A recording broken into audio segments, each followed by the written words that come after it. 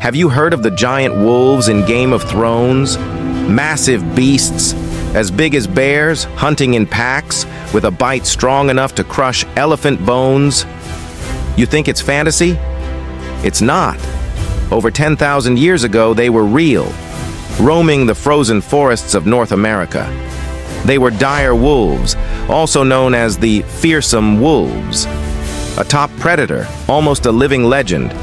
And then, they vanished, extinct, leaving no descendants behind. The dire wolf wasn't just a giant gray wolf. It wasn't the ancestor of dogs, and it wasn't simply an oversized version of modern wolves.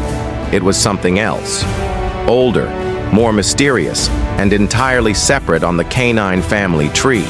Nearly 1 meter tall, over 80 kilograms in weight, and during the harsh Ice Age, it stood at the very top of the food chain. But what made the dire wolf truly terrifying wasn't its size. It was how it killed. Thick, bone-crushing jaws. A bite so powerful it didn't just tear flesh, it shattered bone and sucked out the marrow. In the frozen landscapes of ancient North America, dire wolves left unmistakable evidence: shattered skeletons, stripped bones, scattered across the wild in a land where they once ruled as kings. Dire wolves were not lone hunters. They hunted in packs, and with astonishing coordination. Imagine 10 to 20 bear-sized predators silently surrounding prey twice their size. Not once, but hundreds of thousands of times over thousands of years. That's how dire wolves hunted, through numbers, strategy, and sheer brutality.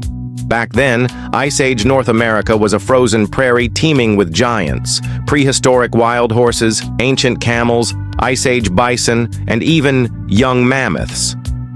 These weren't easy prey, but to dire wolves, they were dinner. In a land where the cold could kill you in hours, the dire wolf would kill you faster. No howls, no warning, just the crack of breaking bones and paw prints left in the snow.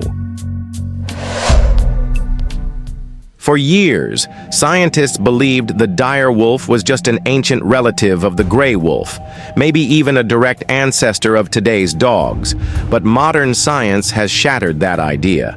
By extracting ancient DNA from fossils, researchers discovered a shocking truth. Dire wolves are not wolves at all, at least not in the way we thought. Their DNA shows they split from the ancestors of modern wolves and dogs over 5 million years ago. They evolved in complete isolation, living, hunting, and dying on the North American continent. No interbreeding, no descendants, no shared genes with any wolf or dog alive today. The dire wolf wasn't the ancestor of dogs. It wasn't a cousin of the gray wolf. It was a genetic ghost, a creature from an evolutionary path that ended in silence. The question has haunted paleontologists for years. Why did such a powerful predator like the dire wolf go extinct? The answer begins in the sky. Around 10,000 years ago, the Ice Age ended. The climate warmed. Dense forests vanished, replaced by dry grasslands. The giant prey, the lifeblood of dire wolf packs, disappeared. And then, a new kind of creature began to spread. Humans. Homo sapiens. Small, fragile, but able to cooperate. Able to set traps, use tools, control fire, and track prey relentlessly. Things the dire wolf never learned. No one killed the dire wolf directly. But humans, and climate change, erased the entire food chain they depended on. No prey, no territory, no future. The dire wolf, fierce but inflexible, quietly vanished from history. The site of the greatest dire wolf mass death is the Brea Tar Pits in California.